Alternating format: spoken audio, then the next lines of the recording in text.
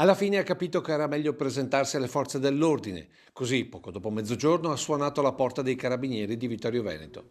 Questa è la decisione del 54enne vittoriese che nel tardo pomeriggio di sabato si è scontrato con la sua auto con un giovane motociclista lungo il Fadalto.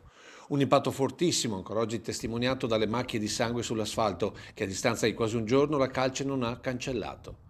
Siamo nel 23° chilometro della statale Alemagna, lungo la Valle Pisina, che per il suo percorso tutto curve è prediletta dai centauri.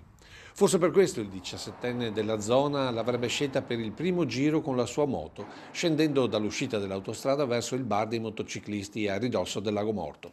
Arrivato al primo gruppo di case, stando ad alcune testimonianze, avrebbe preso correttamente questa curva. Non così invece per la Panda 4x4 prima serie condotta dal 54enne che uscendo da quest'altra curva avrebbe invaso la corsia opposta.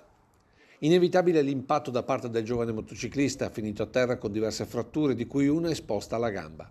Giovane che è stato subito soccorso dai residenti, mentre il 54enne, pur con la Panda gravemente incidentata, si dava la fuga verso la sella del Fadalto.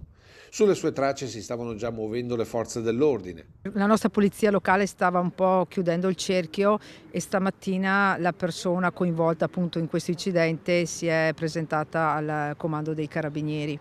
I carabinieri, dopo un primo interrogatorio, hanno condotto l'uomo al comando della polizia locale per i primi provvedimenti.